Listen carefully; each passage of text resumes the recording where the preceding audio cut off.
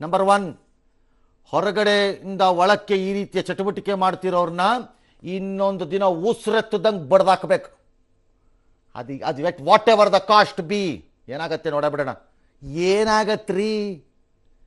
ಎರಡನೇದು, ದೇಶದ ಒಳಗಡೆ ಇರುವ ಬಚ್ಚಲು ಬಾಯಿಗಳು ಯಾವ್ಯಾವಿವೆ, ಈ ಬಚ್ಚಲು ಬಾಯಿಗಳಿಗೆ ಇನ್ನೊಂದ್ಸರಿ ತೆಗಿದೇ ಇರೋಂಗೆ ತುಟಿ ಕೊಡಿಬೇಕು.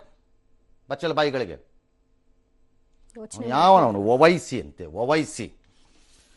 ಇದು ಬಿಜೆಪಿದು ದ್ವೇಷ ಅಂತೆ. ಏಯ್ ಕೋತಿ, ನಿನ್ನ ಮನೆಗೆ ಯಾವನಾರು ಒಬ್ಬ ಪಿಸ್ತೂಲ್ ಹಿಡ್ಕೊಂಡ್ಬಂದು ಹೇಳೋ ಇದನ್ನ, ಯಾವುದನ್ನ, ಭಗವದ್ಗೀತೆನಾ, ಹಿಂದೂನಾ ಮುಸ್ಲಿಮಾ, ನೀನು ಹೇಳ ಭಗವದ್ಗೀತೆ ಅಂತ ಹೇಳಿ. ನೀ ಭಗವದ್ಗೀತೆ ಹೇಳಿದ್ರೆ ನಿನಗೆ ಗುಂಡು ಹೊಡೆದ್ರೆ ಹೆಂಗಿರುತ್ತೋ ನಿನಗೆ?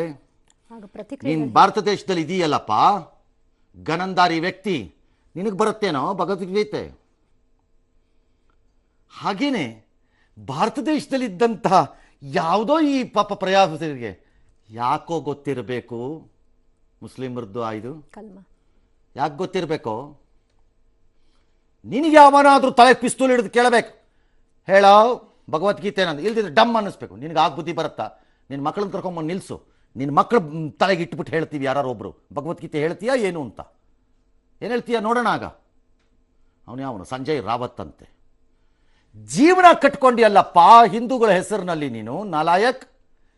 ಇವತ್ತು ಹಿಂದೂ ದ್ವೇಷ ಮಾತಾಡ್ತಾ ಇದೆಯಲ್ಲ, ಜೀವನ ಕಟ್ಕೊಂಡ್ರು.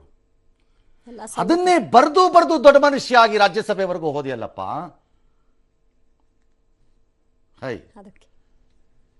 ಇದು ನೋಡ್ಕೊಂಡು ಇನ್ನು ಘನತೆ ಬೆತ್ತ ದೇಶ ಅಂತ ಕೂತಿರ್ಬೇಕಾ? ಎಂಥದ್ದು ಬೇಕಾಗಿಲ್ಲ. ಇಂಥ ದೇಶದಲ್ಲಿ ಬದುಕಿದ್ರು ಒಂದೇ, ಸತ್ರು ಒಂದೇ. ನಡೆದೋಗ್ಬಿಡ್ಲಿ ಯುದ್ಧ, ಅದು ಯಾವ ಲೆವೆಲಲ್ಲಿ ನಡೆಯುತ್ತೋ ಅದು. ಎಸ್.